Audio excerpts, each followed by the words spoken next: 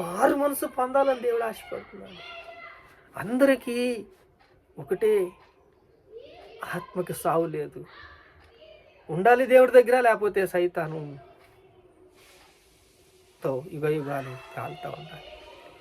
అది చాలా ఇబ్బందికరమే కాబట్టే యేసయ్య సిలువెక్కాడు. అది చాలా కష్టమైన పని కాబట్టే ఆయన సిలువలో ఏలాడుతుండగా, ఆ యొక్క మేకులు దించుతుండగా అసలు బాధను లెక్క చేయలేదండి. నాకన్నా ఎక్కువ బాధ భరిస్తున్నారయ్యా అక్కడ. ఆ వేదన, చాలా వేదన, దెయ్యములను వణికిపోతున్నాయండి. మనిషి మారటం లేదు, సృష్టికర్తను తెలుసుకోవటం లేదు. మనకి దానికి కారణం మనమే. ఈరోజు మనం ఐక్యత లేకపోవటం, మనం ప్రార్థన చేయలేకపోవటం, మారు మనసు పొందకపోవటం. అందరూ అంతటా మారు మనసు పొందాలని దేవుడు ఆశపడుతున్నాడు. మారు మనసు పొందాలి, మారు మనసు పొందాలి. దేవుడు వాక్యం చెప్తుంది,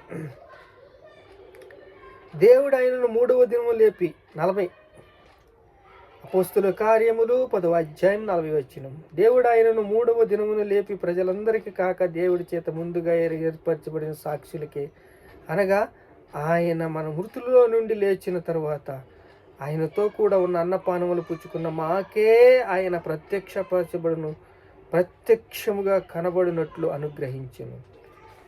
శిష్యులు చెప్తున్నారు, కన్నవాటిని, విన్నవాటిని చూడకుండా చెప్పకుండా ఉండలేమని.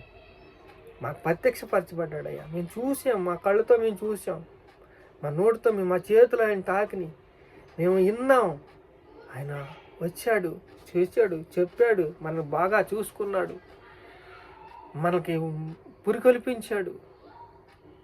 ఆయన బతికుండగా ఎన్నో పనులు చేశాడు, సూచక్రియలు చేశాడు, అద్భుతాలు చేశాడు, ఆశ్చర్యకార్యాలు చేశాడు. మరలా మాకు 3వ దినమును లేపిన తర్వాత ప్రత్యక్షపరుచుకున్నాడు.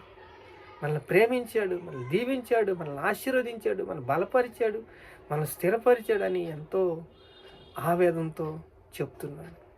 ప్రార్థన చేసుకుందామా? దేవా, స్తోత్రాలేసయ్యా. ఆ కాలం ముందైతే అజ్ఞానంతో చూసి చూడకుండా ఉన్నాడయ్యా.